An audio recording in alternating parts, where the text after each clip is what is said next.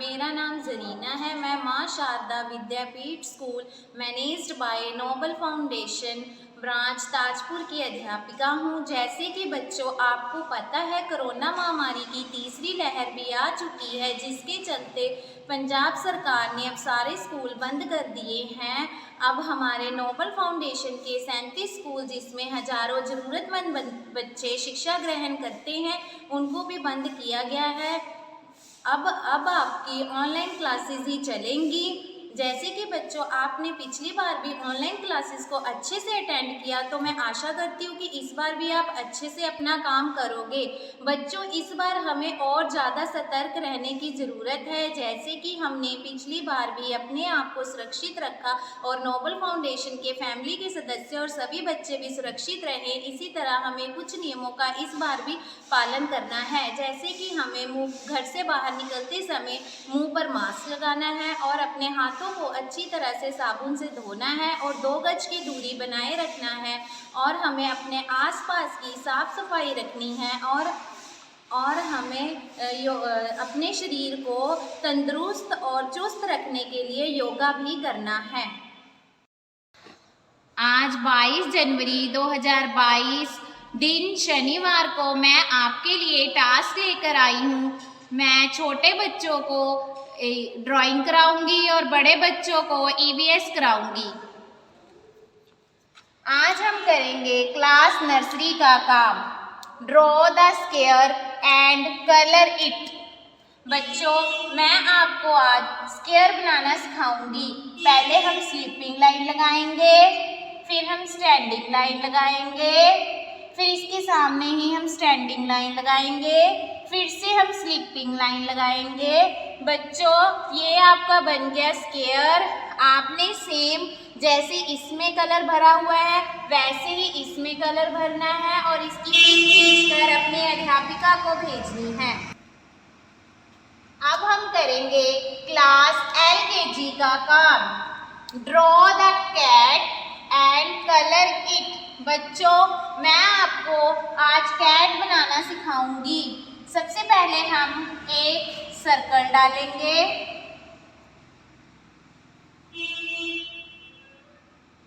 फिर उसकी आईज बनाएंगे। बच्चों, जैसे मैं बना रही हूँ ना, सेम आपने भी वैसे बनाना है।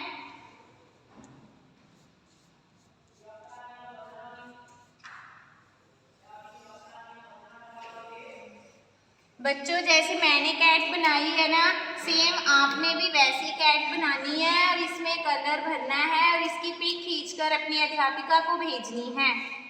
अब हम करेंगे क्लास UKG का काम। Draw the candle and colour it. बच्चों, आज मैं आपको कैंडल बनाना सिखाऊंगी। बच्चों, जैसे हमने स्टैंडिंग लाइन लगानी है पहले, फिर इसके साथ ही हमने इसके सामने भी स्टैंडिंग लाइन लगानी है, फिर इसको हमने इस लाइन के साथ जोड़ना है, फिर नीचे भी हमने इसको इस लाइन के साथ जोड़ना है, फिर इसको ऐसे करके यहाँ पे ये लाइन से गोला बनाना है, फिर हमने इसको यहाँ पे लाइन लगा के ये बनाना है, फिर हमने ऐसे यहाँ पे लाइन लगानी है। पूरी कैंडल पे हमने ऐसे लाइन लगानी है, ऐसे ही पूरी कैंडल पे लाइन लगानी है जैसे मैंने लगाई है सेम। ऐसे ही आपने कैंडल बनानी है और इसको कलर करना है। फिर अब हम करेंगे क्लास फर्स्ट का काम। Draw the tent and colour it. बच्चों, मैं आपको टेंट बनाना सिखाऊंगी।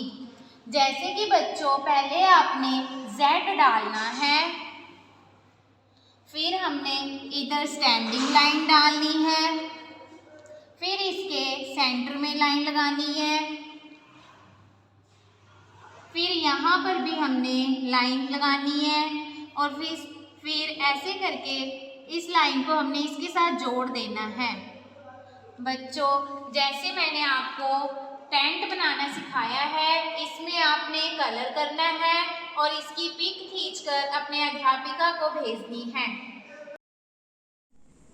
अब मैं कराऊंगी क्लास सेकंड का काम, लेसन नंबर 13, मैं और मेरे पड़ोसी। बच्चों, पड़ोसी क्या होते हैं? जो हमारे घर के आसपास रहते हैं उसे पड़ोसी कहते हैं। अनेक मकान जो एक दूसरे के समीप बने होते हैं को पड़ोस कहते हैं। पड़ोस में रहने वाले लोगों को पड़ोसी कहा जाता है। कुछ स्थान जो पड़ोस में होते हैं नीचे दिए गए चित्रों में दिखाए गए हैं। जैसे कि बच्चों आप चित्र में देख सकते हैं, बच्चे स्कूल में पढ़ते हैं। हम पैसा व सोना सुरक्षा हेतु बैंक में रखते हैं। हम अनेक प्रकार की वस्तुएं बाजार से खरीदते हैं। जब हम बीमार होते हैं तब हम अस्पताल जाते हैं। हमारी सुरक्षा के लिए पुलिस थाना होता है। हम पत्र व मनी ऑर्डर पोस्ट ऑफिस द्वारा भेजते हैं।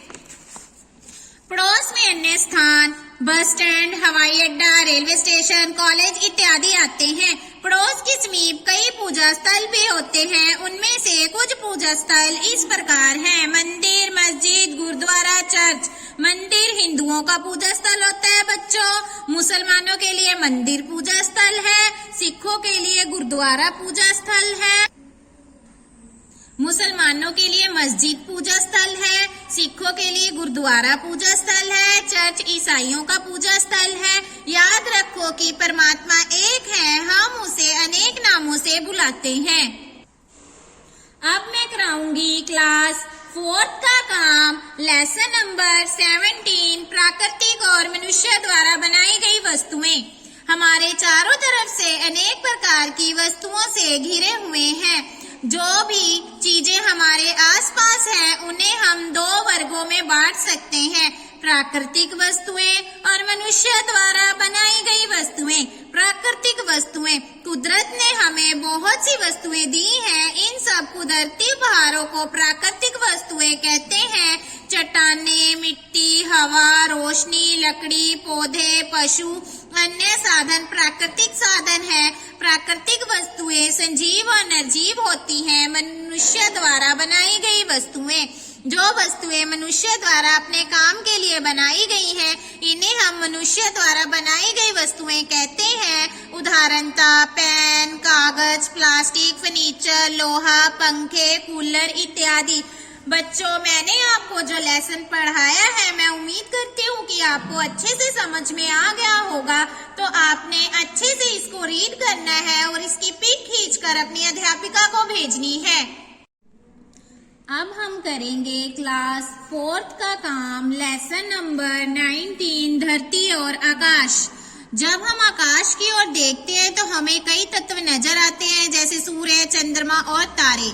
ये सभी कुदरती पिंड है। ये सभी बहुत बड़े बड़े पिंड हैं। इनमें से कुछ स्थिर होते हैं और कुछ निश्चित दिशा की ओर चलते हैं। हम सब धरती पर रहते हैं। यहाँ से कई कुदरती पिंडों को देख सकते हैं। यहाँ पर हम धरती की विशेषताओं के बारे में बात करेंगे। धरती सूर्यमंडल का एक ग्रह है। यहाँ पर हम रहते हैं। यह चट्टानों और भूमि का बहुत बड़ा पुंज है। इसका आकार सूर्य और तारों की तुलना में बहुत छोटा होता है। धरती हमें चपटी दिखाई देती है, पर हमारी धरती गोल है। धरती नारंगी तरह गोल है। हमारी धरती का 29% भाग मैदान, पर्वत, पहाड़ियां, खाई, पठार आदि हैं। 71% भाग पानी है।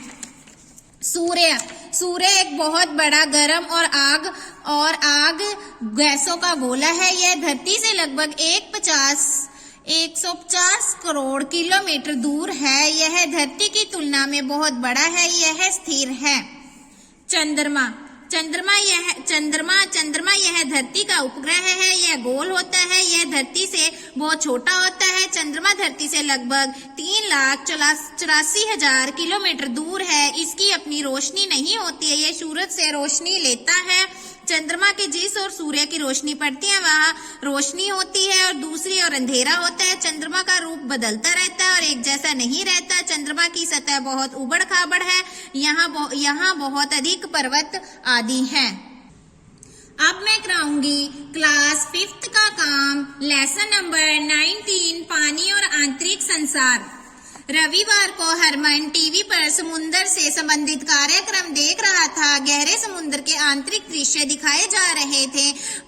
उसने देखा कि छोटी बड़ी मछलियां, कछुए तथा कई तरह के जीव जंतु गहरे पानी में तैर रहे थे। इसके आंतरिक पानी के अंदर भी बहुत से पेड़ पौधे उगे हुए थे, जिनको देखकर वह हैरान रह गया। उसने निर्णय किया कि कल स्कूल जाकर वह अपने अध्यापक से इस बारे में अवश्य पूछेगा। अगले दिन वह अध्यापक से पूछा, सर क्या पानी के अंदर भी जंगल हो सकते हैं? सर, उसने प्रश्न का कारण पूछा तो उसने